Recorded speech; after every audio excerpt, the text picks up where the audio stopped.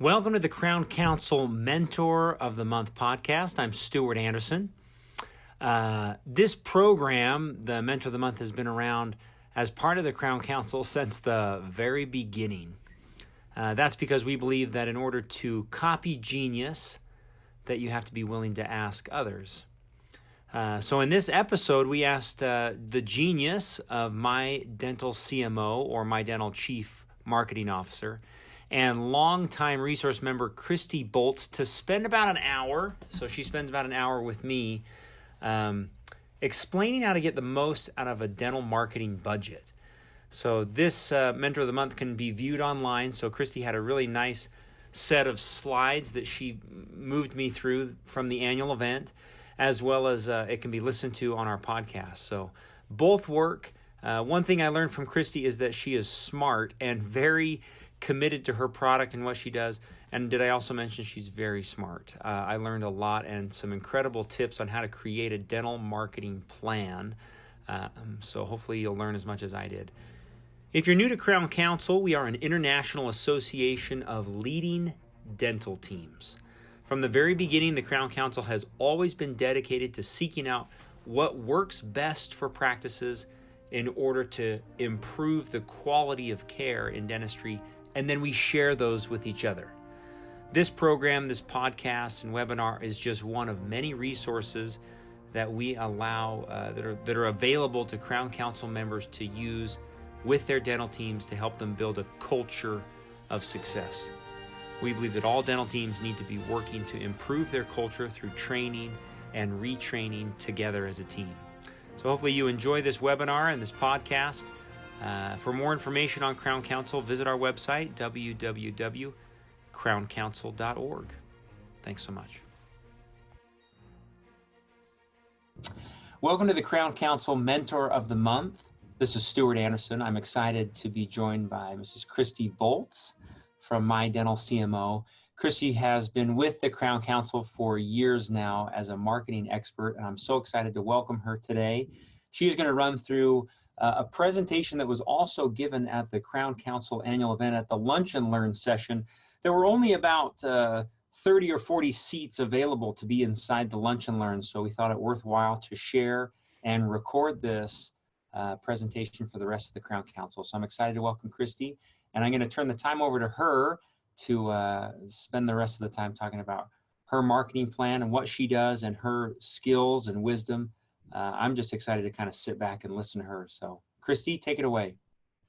Well, hello, everybody. The good thing about a webinar instead of a lunch and learn is we can pass the message along to hundreds, if not thousands of people who continue to ask for marketing advice. Now, the bad news is at the annual event, if you were in the lunch and learn, you got a cupcake. So there are no cupcakes on today's webinar. And they were good. They were good cupcakes. And so this, it's March 20th. And typically when we talk to doctors, Stu, they fall into two categories. There are people who, come March 20th are saying to themselves, I probably should get a marketing budget together, right? And then there are other people who are saying, I have a marketing budget and I'm just not really sure what it's doing.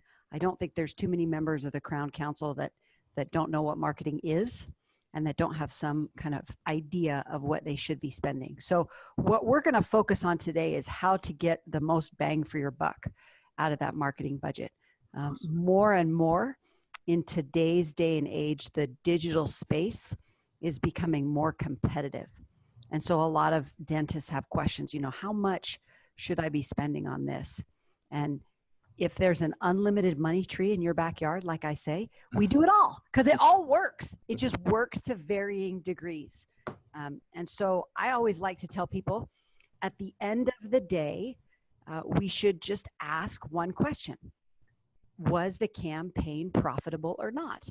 And sometimes in marketing, we kind of get a bad rap because nobody can clearly answer that question, yes or no. Well, it was kind of profitable depending on, if you look at the number of new patients or the big cases we got, or really, I hope you come away from today's webinar very clearly knowing how to maximize the budget that you have and how to understand whether or not it was profitable.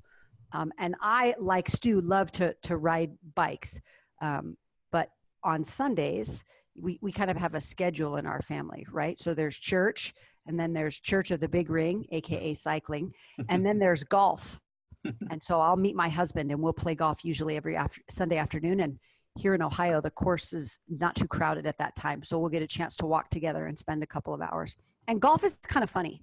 And many of you play golf and know that there's really 3 ways to approach a golf course that you've never played before. Okay. And some of you have traveled to some exotic locations to play golf, and you get out there and go, okay, I have no idea what to do. So marketing is a lot like approaching a course that you've never played before. And the first way to do that is to simply, show up at the course and, you woke up and you had a great breakfast and you're on vacation and you brought your own clubs and you're feeling great. And you get out there and you're like, I feel awesome. I'm just going to swing away at everything. And you're playing the course totally by how you feel. And we do that in marketing too. Okay. We kind of show up to the office and we go, hey, we feel good. And, this guy came in and he talked to me about these boosted Instagram posts. And this is what we're doing. And I feel good about it. And we do it. And we don't look at any data at all. But we feel good. We make a decision based on emotion, right? You ever made a decision solely based on emotion? Yes. Yeah, we all have. Okay. And sometimes does it work? Yeah. Yeah. Sometimes it works. Sometimes you kind of swing away and you think that you're going to be, the next Justin Rose, and your ball ends up in the woods and in a squirrel's mouth and you never see it again. Right. So the other way, kind of the extreme opposite, is to be a data junkie, right? You go to the course and you go early and you're like, okay, I got to get the course guide and maybe I'll drive around and I'm going to look at, the pin placement. I'm going to look at the yardage. I'm going to look at the slope and I'm going to calculate that against my handicap. And I'm going to get out there and I'm going to stand on the hole. And really, I'm not even going to look down to see if I can see the tee, because it says it's 250 yards and I know I can hit 220 and here I go. And so sometimes in golf and in marketing, we go only on data. Well, according to this report that my web guy sent me, I didn't get a single phone call last month from my website. So I guess I should turn my website off. And sometimes people make that decisions. Now, data is good. Don't get me wrong. I'm a math nerd and data is great. But sometimes when we make decisions solely based on data, we sell ourselves short. And we'll talk a little more about that today. Sometimes we also make a decision based on the wrong piece of data. Okay. Very cool. So most practices say, hey, listen, I'm going to look at the hole in it. The hole says it's 350 yards. So I'm going to get out my driver. Well, what they neglect to look at is there's a creek 175 yards down. And if I only hit it that far, it's going to go in the creek. Doesn't matter. Right. That happens in marketing too.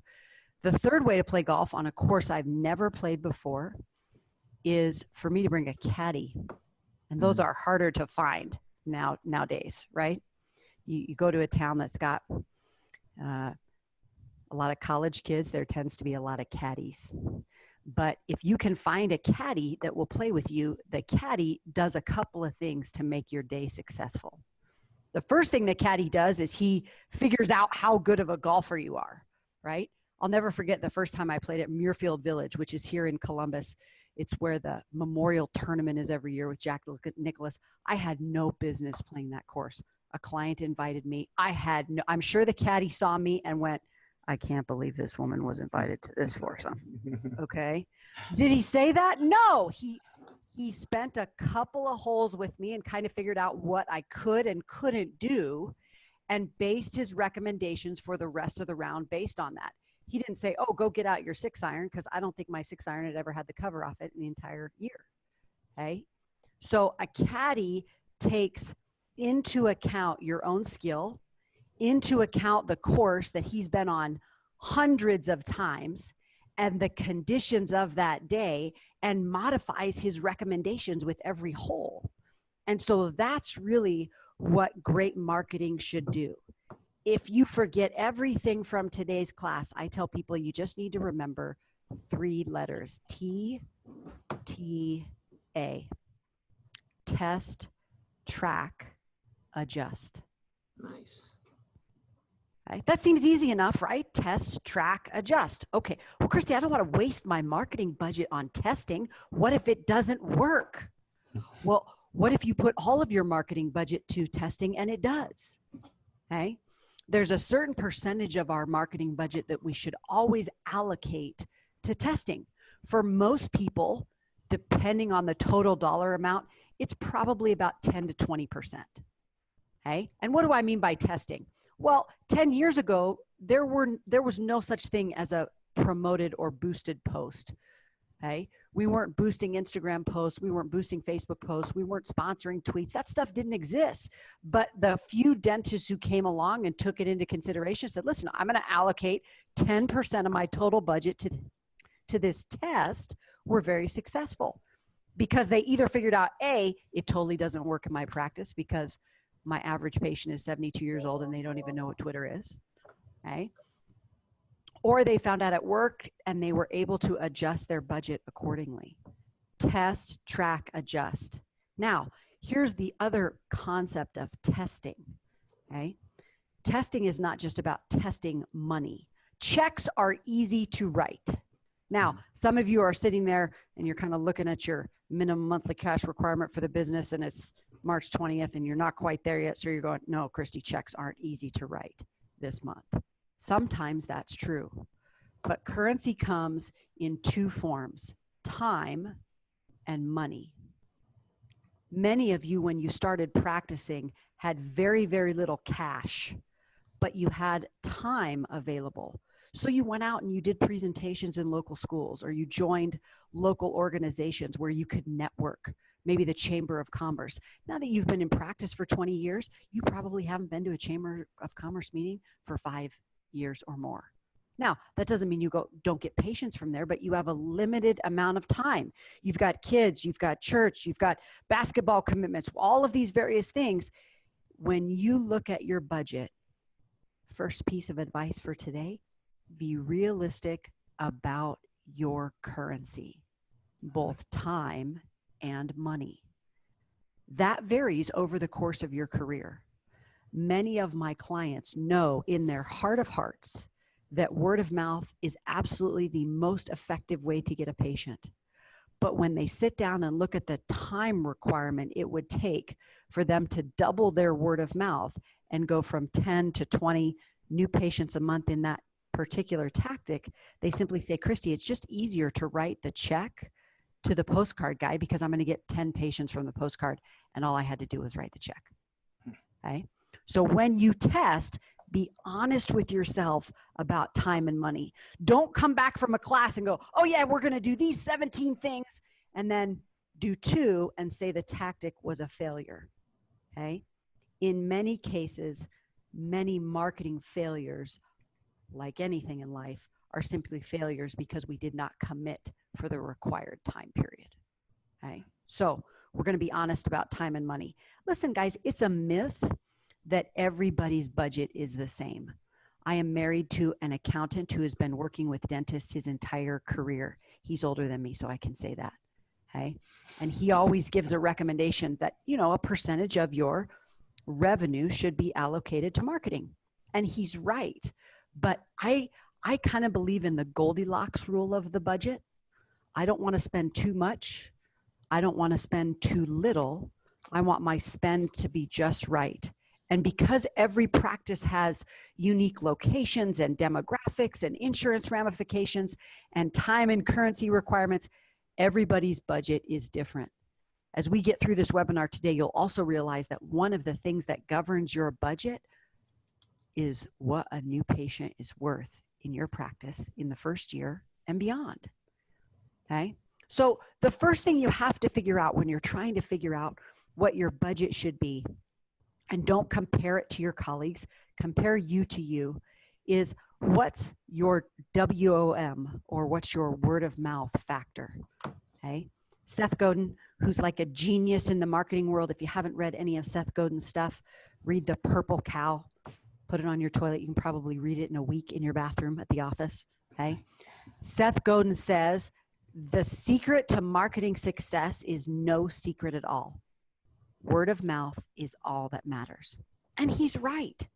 he's right. Many of us enjoy a tremendous amount of success in our practice simply because we get a sufficient number of new patients from word of mouth. What I hear from dentists is, well, Kristie, it's erratic. You know, 1 month we'll get 20 and the next month we'll get 5. Or 1 month we'll get 7 and the next month we'll get 27. And there seems to be no pattern to it. So we can't count on it. We can't count on it as being a predictable way to fill the schedule. And my first piece of advice to them is to say, okay, well, what's your word of mouth factor? And everybody goes, what? So it's really easy to calculate. The first thing you got to figure out is how many active patients do you have? Oh, this is a fun number, right? Do not look at your software. Your software is going to lie. Dentrix, EagleSoft, Patient-Based, PracticeWorks, Open Dental, they're all going to say, I have X number of active patients. All that means is that you haven't inactivated them in the computer, okay? We have different definitions for active. Many of you think that I've seen them at least once in the last 12, 18, maybe even 24 months, okay? Let's say you have 1,000 active patients. We'll make the math easy. Stuart, do you have a calculator handy? We're going to have everything into zeros. All right. So I've got 1,000 active patients. And then I looked at that whole year and I looked at how many patient referrals I had. So I got 100 new patients in that same year from patient referrals. So this is just some basic division. What's 100 divided by 1,000? Good question. Well, it's Probably 0.10, which is 10%, right? That's easy, okay? I didn't give you 67 over 2,342. No, you did 10%. Right. All right, so that means that 10% of your active patient base is referring somebody annually. Well, what's the next question everybody wants to ask? Well, is that good? Like, how do I stack up compared to all my colleagues? As a general rule, if you've got an established practice, the nature of dentistry, the nature of healthcare, a word of mouth driven business, is that even if you're not doing anything to promote word of mouth, you probably have a 5% word of mouth factor, okay? Now, clients who start to do a little bit more, like, hey, Kristie, every summer we have a patient appreciation event at the park. Or we've got somebody in the practice who goes out and delivers apple pies to all of our new patients to thank them for joining the practice. You guys have heard that before, okay? When you start to look at all these activities and then you go, wait a second, those guys get closer to 10% word of mouth, okay? The most successful word of mouth factor I've ever seen was 27%. 27% of a very large practice, not 27% of a startup practice where there are only 50 new patients, okay? 27% of a very large practice were referring somebody once a year. And for them, that was enough for them to meet their new patient goals and replace the patients they lost to attrition and hit their production and collections, all the KPIs, the key performance indicators or metrics that we like to look at. So that's the first thing you got to figure out. And then say to yourself, can we change that? You may be surprised. Oh, only 2% of our patients are referring somebody once a year. Well, that seems like we could move that dial up. You may be pleasantly surprised that it's 12%. Hey, listen, Kristie, we're doing something about once every quarter. We have about a 12% word of mouth factor. We still need maybe 6 or 7 more new patients a month to hit our goals. Maybe word of mouth is not the best place to get them. Now, word of mouth produces the best patient. It produces the best patient because the friend that referred them to you pre-qualifies them, answers all their questions, tells them you're the cat's meow. So by the time the patient gets to your website, looks at your Facebook page, looks at your Instagram, calls the practice, they've already been convinced. Their friend convinced them. So that's why we like word of mouth patients. They tend to have a high retention, high case acceptance. They tend to show up for their appointments and not flake out. Dentists like patients who are referred by other patients. Here's why they don't like them. Because it's unpredictable. And because if I'm trying to increase my word of mouth factor, do you think it's going to take more time or more money? Definitely time, yes. Right. So sometimes we're not very patient, no pun intended. If I have to move my word of mouth factor, it's going to take 12 to 18 months to do it because you only see patients 2 to 3 times a year. Okay. You're not the coffee shop. You're not seeing people 3, 4, maybe 7 times a week. So word of mouth is the best way to get a patient. Unfortunately, for many of us, we're not patient enough to wait for them. So we have to look at other opportunities. All right. Now, the number of new patients you get every year is the worst way to measure whether your marketing is working or not. I'll say that again. The number of new patients that you get every year is the worst way to measure whether your marketing's working or not. Right? Okay. Okay. And everybody's kind of going, oh, now I'm paying attention. I'm putting down my Diet Coke. What's she talking about? Okay. So if I look at a practice, and I know a lot of you load all your referral sources into the computer, and usually what I find is, listen, there's a couple of main places people get patients, and then there's a bunch of other little things. Okay. This particular practice that we're looking at, they get about a third of their new patients from other patients. Hey, we just talked about them. We like those kind of patients. That's good. And then they get another third from the internet. And then they get the rest, the remaining third, from all these other places. Okay. And that's informative. That's good for me to know, but it doesn't tell me anything about the effectiveness of my marketing. Why? Because I have to know what those patients turn into. Now, some of you practice in high density metropolitan areas where the cost of rent and your overhead is higher, and as such, fees are higher. So when you look at what an average new patient is worth, this particular practice that we're looking at on the screen, I like to round up for simplicity. So for them, an average new patient in the first year is worth right around $3,000. Okay. Now, if you practice in rural Kansas right now and a pro fee in your office is $52, you're going, that's insane. But your fees are different. So don't compare you to anybody else. Just know what the average production per new patient is. Why do I care about the other piece of data, an average production per existing patient? Well, if we're doing it right, in marketing, we should pay to acquire the patient once. And then if they stay as a customer with us for years 2, 3, 4, 5, 6, and 7, my acquisition cost in those years is 0. It's also important to look at those because for most of you, you believe in comprehensive treatment planning. That when a new patient comes in, we take a look and spend some time and get to know that patient, not just their teeth. And we tell them everything we see, and we're comprehensive in our diagnosis and our treatment planning. And for many of those patients, it takes several years for them to work through that treatment. So when we look at the average revenue over time, that also tells us a little bit about case acceptance in our practice. Okay. Now, occasionally we see this is backwards. I met a client in the Midwest. That's vague enough, right? Mm-hmm. In the Midwest many years ago, where a new patient was only worth about $400 in the first year, and an existing patient was worth about $1,500 a year. I see, for most of us, we think, well, that's weird because, see, in my office, comps are worth more than periodics, FMXs are worth more than 4 bite wings, and I'm comprehensive in my treatment planning. We get people to say yes to a lot of stuff at the beginning. This particular office was flipped. New patients came in, most of them were seen for an emergency, and then when they came back, that's when we told them in year 2, 3, and 4, hey, this is all the other stuff that we see. So every practice is different. So know what a new patient is worth. Now, here's another practice. In this particular office, a new patient for them is worth about $1,600 and an existing patient worth about $1,200. Why does that math matter?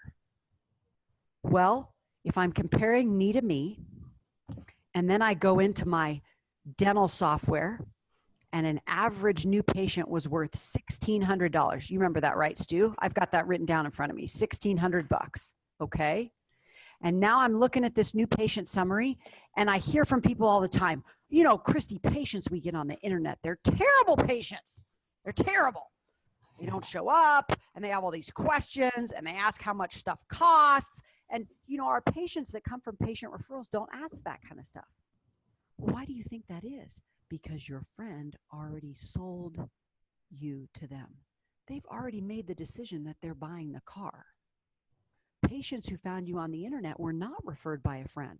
Now, online reviews and your digital presence do strongly influence that, but we hear this all the time. And then we start digging into the data and look, lo and behold, in this particular practice, I'm looking for anybody that's over the average or less than the average. So there's a patient there and he completed $1,200 worth of dentistry. Looks like he was first seen in October. He was last seen in November and he's coming back in April. Fantastic. I like it. Then I've got a patient a couple lines down. In that third column there, I can see that he had $13,000 treatment plan. Mm-hmm. And so far he's done about 3,000 of it. Is that higher or lower than our average? Wow. It's higher. Okay. And then I kind of look and go, he came in July, he came back in November, and he's coming back in January. So pretty good chance he's working through that treatment plan. So once you know the average revenue, you start to look at all the new patients you got, and very easily you could do it with a red highlighter or a green highlighter. Who's above and who's below? And then you start to look at, do all the ones above the average have something in common? Are they all the same age? Did they all come from the same marketing tactic? Are they all in the same neighborhood?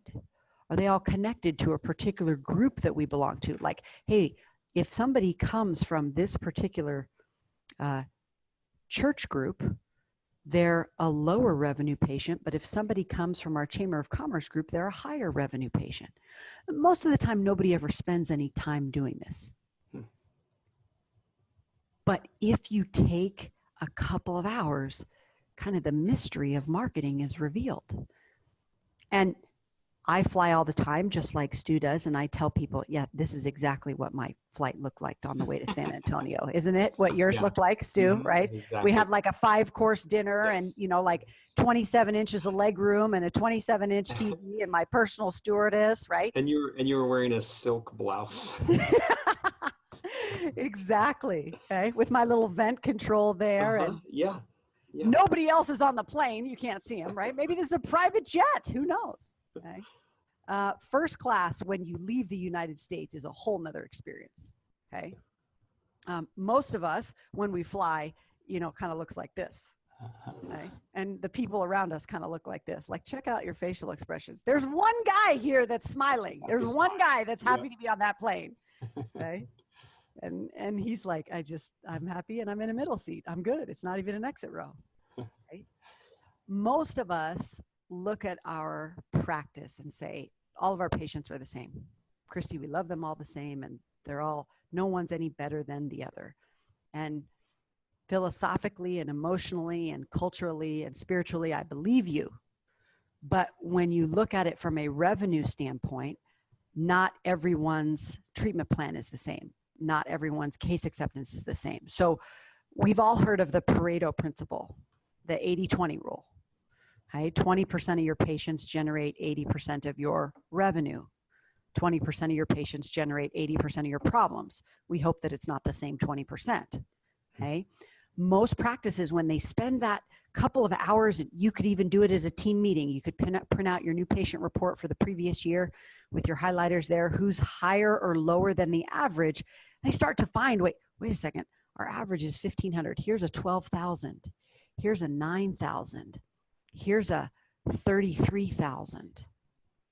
And when they start to do some digging, what they find is that in most comprehensive family practices, even when we start to get into comprehensive cosmetic practices, this principle still applies.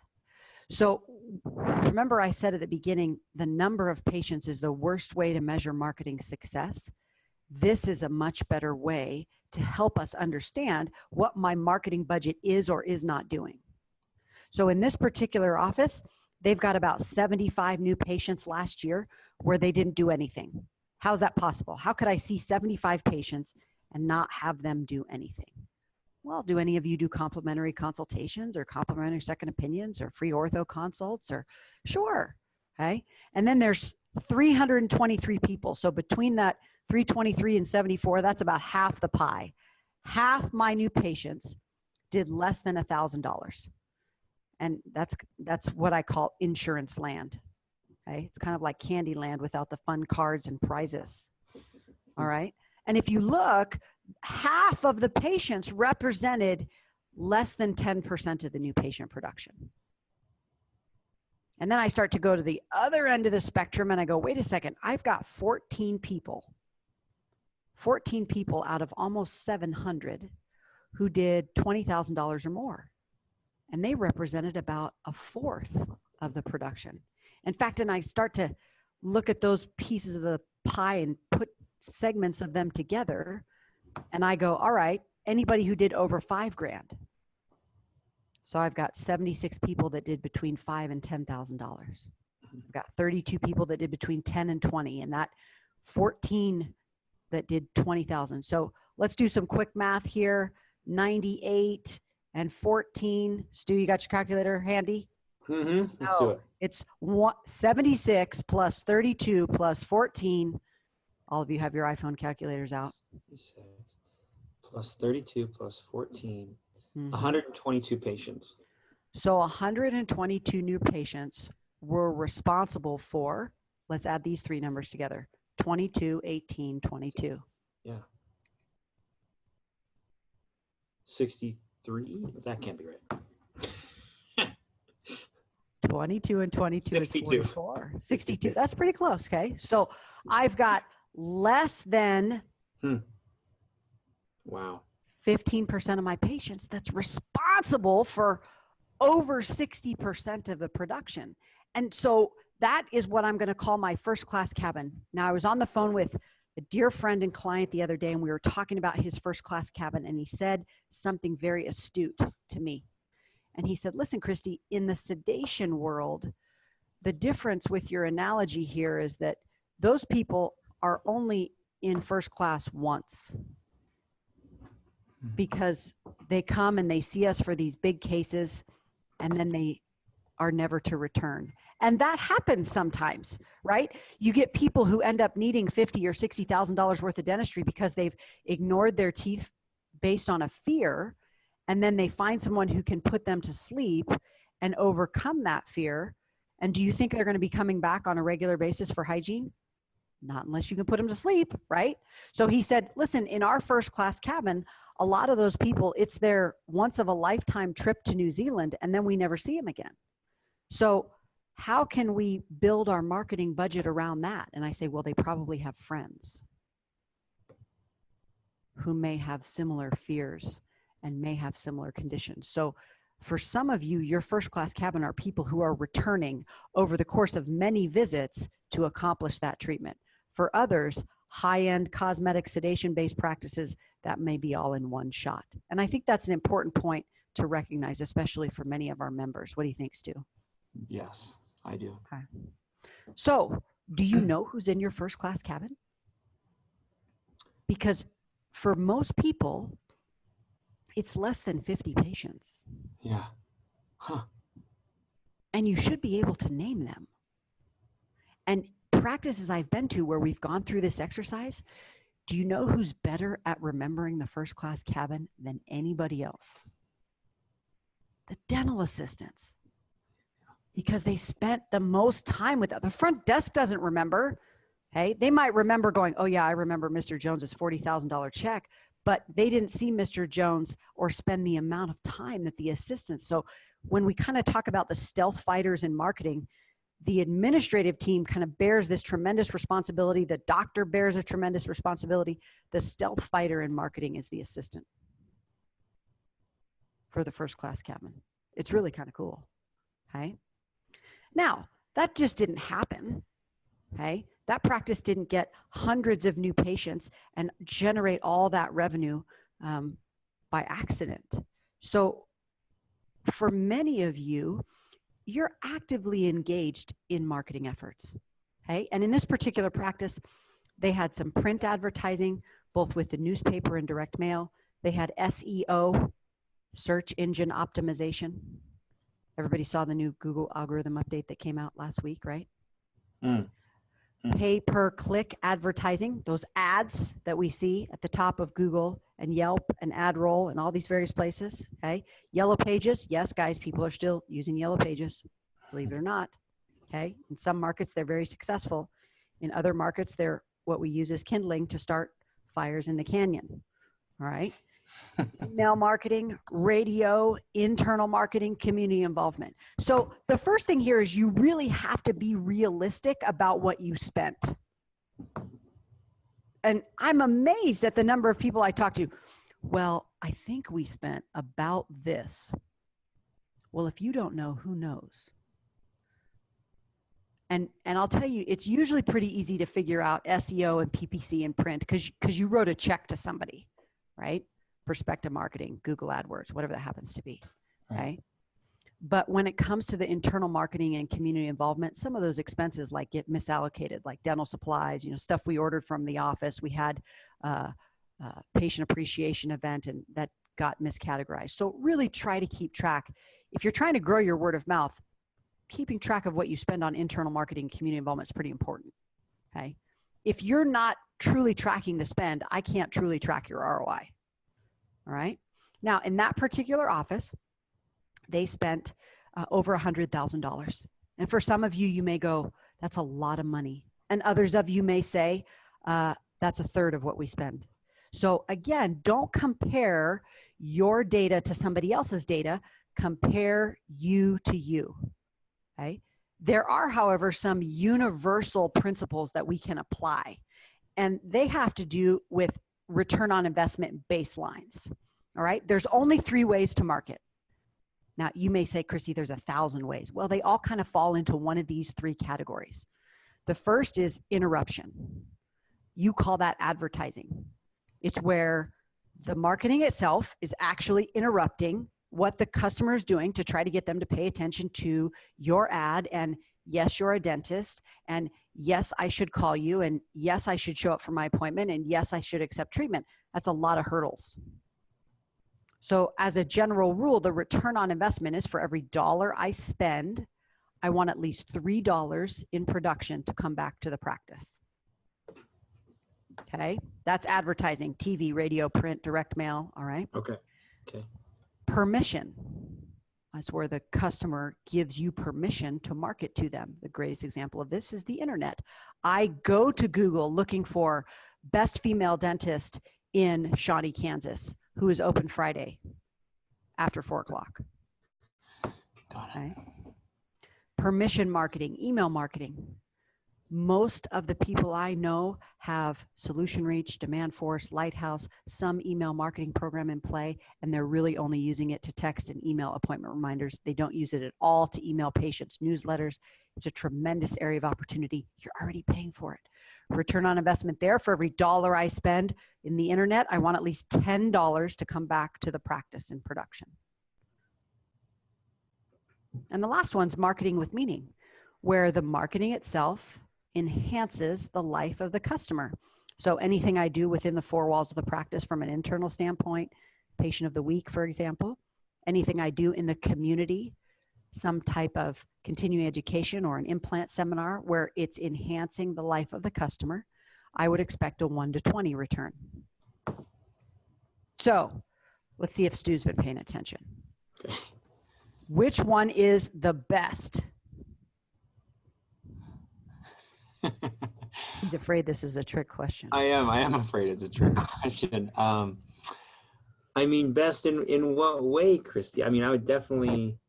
If you only have $1 to spend, if I'm going to put $1 on the table, which one of those do you want me to match it with? Interruption, permission, or marketing with meaning? Marketing with meaning. Because you're going to get $20 back, right? Right. Why would you get 3 when you could get 20 back? I mean, nobody's going to do that. That's crazy. That goes back to the currency is time and money, because marketing with meaning has the best return on investment, but how quickly does it work? Right. Interruption marketing, worst return on investment, but I'm hungry, I eat now. Marketing with meaning is, if I'm hungry, I'm going to go out to the garden. It's March 20th. My ground here in Ohio is still frozen. I can't plant any seeds yet. if I'm hungry now, I'm not going to be able to harvest from my garden until maybe September. So being hungry now is not going to serve me if marketing with meaning is my only choice, right? Right. Okay. And you don't, I mean, and Kristie, you can't advise someone to, I mean, they have to be doing, is that a good word to use? Have to be doing all three? I mean, is that how it works, or? I'm afraid of have tos, but as a general rule, most successful practices with specific goals use a combination of all three. Okay. Right? In 2018, I would say this, Stu, many established practices, if there's one that they don't use, it's advertising. They're very successfully marketing on the internet. They're very successfully using marketing with meaning. They're getting tremendous return on investment, and they're getting plenty of new patients. So they don't need advertising. Okay. Right? But then they bring in an associate, and they need to get that associate busy fast. What do they then have to do? Then they have to advertise. Right. Okay. All right. So at the end of all of that, now knowing that I know what an average new patient is worth, now knowing what I really spent, now knowing what that actually came back to the practice in production. And in this particular example, I took out all the people that we didn't do anything on. Okay, so I took out all those complementary consults and things like that. So in this particular office, for 758 new patients, they did $1.5 million in new patient production, which means an average new patient was worth $1,989.50. Let's round up. Let's call that $2,000. Okay. And in that office, they spent $112,748 on marketing. And all I do is divide that by the number of new patients they got, which means their cost per new patient was roughly $150. So I spent $150. I got back $2,000. Is that a good investment? Mm-hmm. Yes. Okay. Stu says yes. My husband, the accountant, would say it depends. Oh, okay, good. Dang it! Listen. I went into math because there was always like an answer, like 1 + 1 = 2, right? There's no arguing like with your English professor. Well, the language of your essay did not really follow it. Like that. 1 + 1 = 2. But listen, the longer you're in math, here's what you figure out. It does depend. Here's why. Stu, what if in the previous year, for every dollar they spent, they got $20 back in production? Oh, see, remember I said you've got to compare you to you. So if you've never looked at this before, this is the first time you're digging into your data. You've got your boots on up to your knees. You've got your waders on. You're looking like you're ready to go fishing in the river. You're really digging into that data, and you've never looked at it before. Based on the 1 to 3, 1 to 10, 1 to 20, you can kind of say, yeah, I'm good or bad. But it really just is when you first look at it. Okay. In this particular practice, in the previous year, if they had spent $1 and gotten $5 back in the previous year, they're doing awesome. Right. They're doing almost 3 times as better. Now, how do you improve that? Okay. Well, the first way you improve it is you trim the fat. So a lot of times when we kind of segment this all out, and we go, okay, I spent $112,000 in marketing. And then we start to really pull out. And we go, well, wait a second.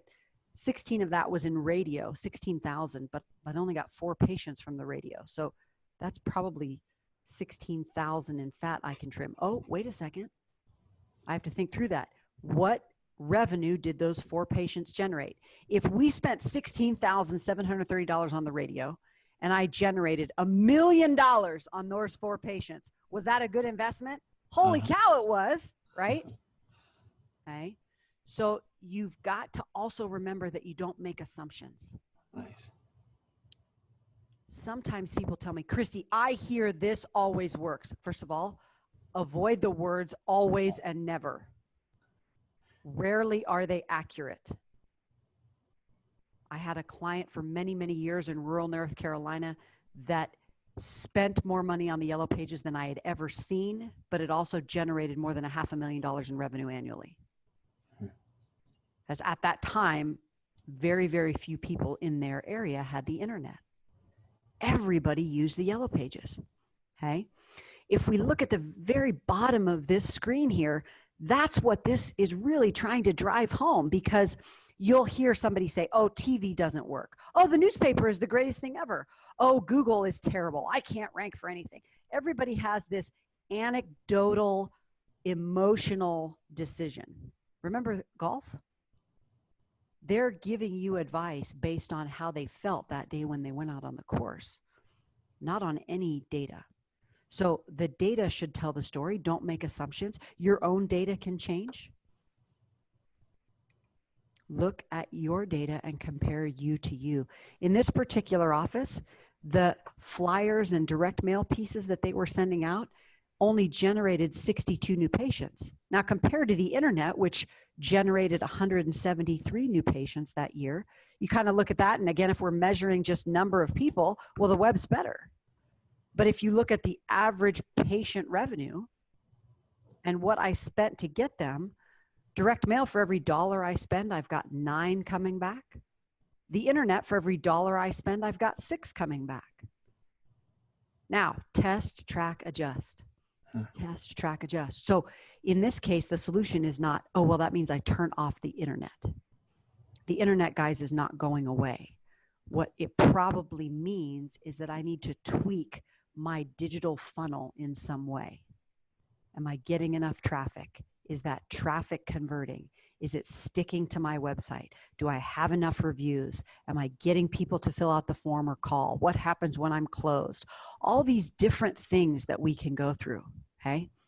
Also remember that depending on the tactic, the conversion throughout the life of that patient usually follows the tactic they come from.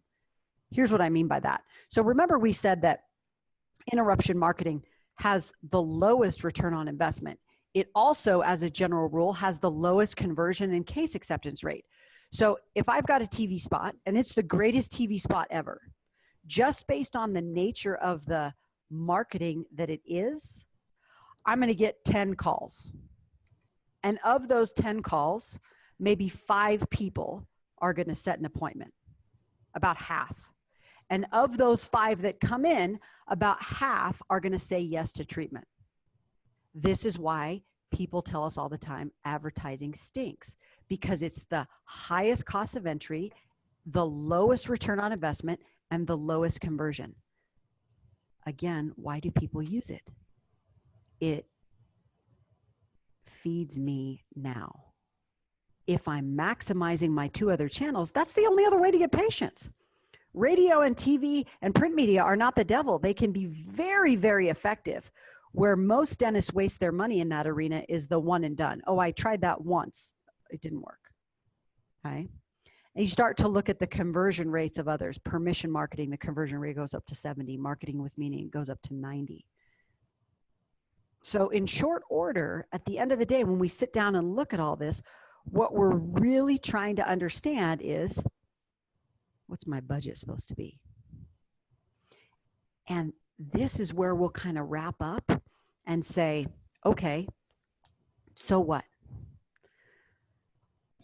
So what? Kristie, you said that if I'm trying to make the most of my budget, I need to first understand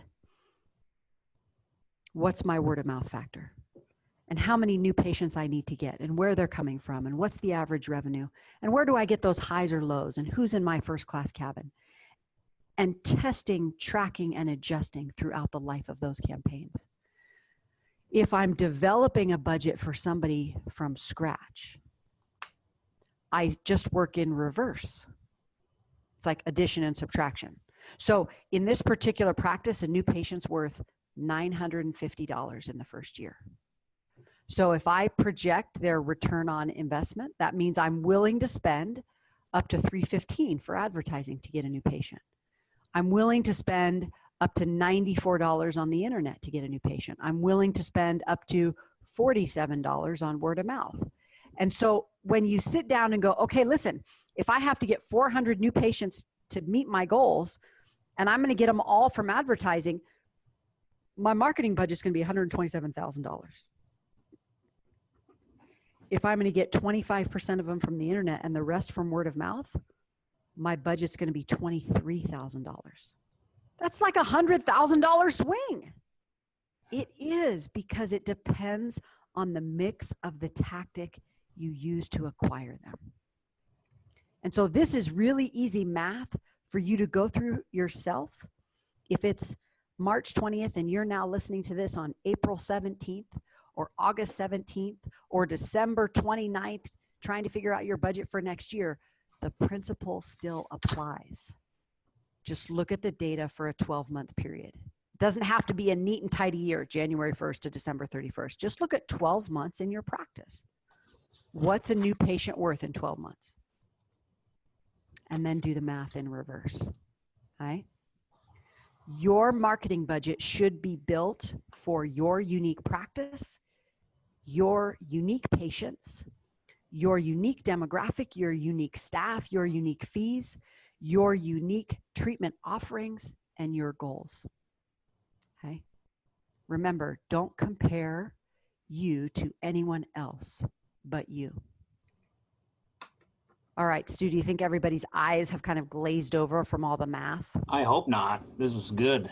I'm just not good at math, so you've done very well explaining it. It's good. What Crown Counsel offices can do next? You have some action items going forward, something like where to start, what to do. Well, listen, it's a great question, because now we are armed with all this information. So what, right? It's what we call a so what meeting. So the first thing you've got to figure out is, do you know what you're spending? Like, really? Do you really know? So call your accountant, okay, or get into QuickBooks and get out your P&L and ask, all right, what did I spend on all these various areas? Some of you are spending more than others in certain areas. So be honest with yourself. One of the things we found out, and I have been working with this client for 9 years, and we get the reports from their accountant and we look at everything. We go, oh yeah, the budget's in alignment. And then we went into a separate report and found out all the t-shirts we give away for the No Cavity Club were categorized as dental supplies. Guess how much we spent on t-shirts last year? $22,000. That's marketing. I've got to calculate that, okay? Dental supplies can't take the rap. Second thing you got to figure out, what's a new patient worth in your office? Okay, super easy to calculate. New patient production divided by the number of new patients. All right, who's in your first class cabin? It's a fun exercise as a staff meeting to either print out your new patient summary or really just ask your team, hey, who do you name the top 20 cases we did in the last year, and see if they can name them.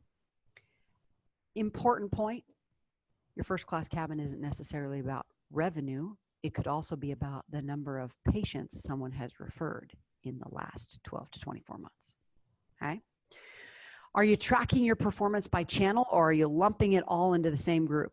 Well, lumping it all is a start, but tracking it by channel is how you can really clean it up and make those adjustments at least once a year.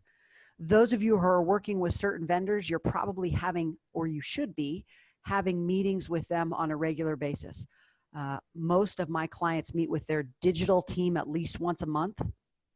Okay? The person who's in charge of their SEO and PPC, they're meeting with the social organization at least once a quarter. Okay? They're evaluating that return on investment.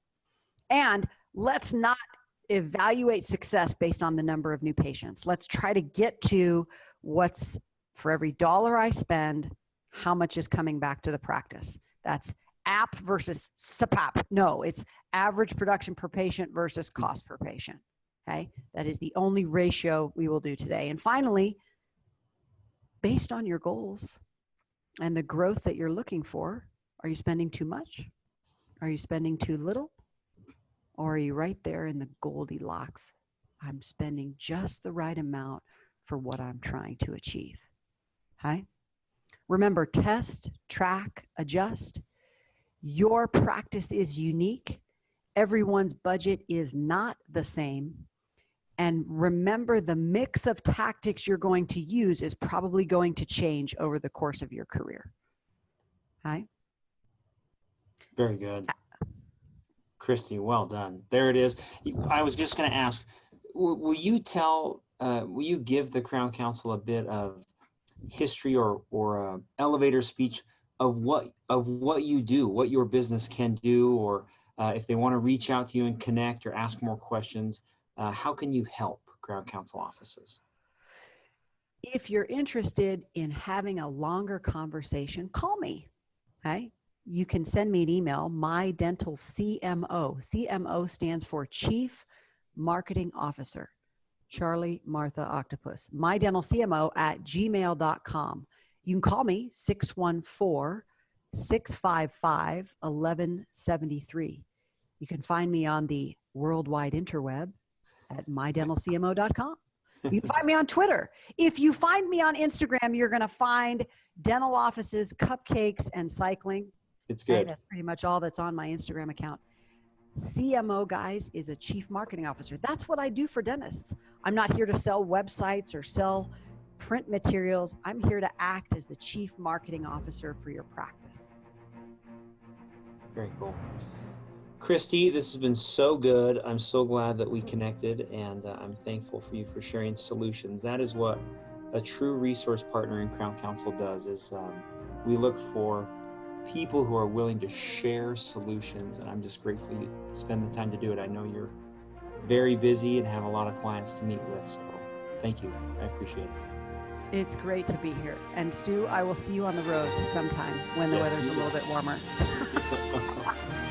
Thanks.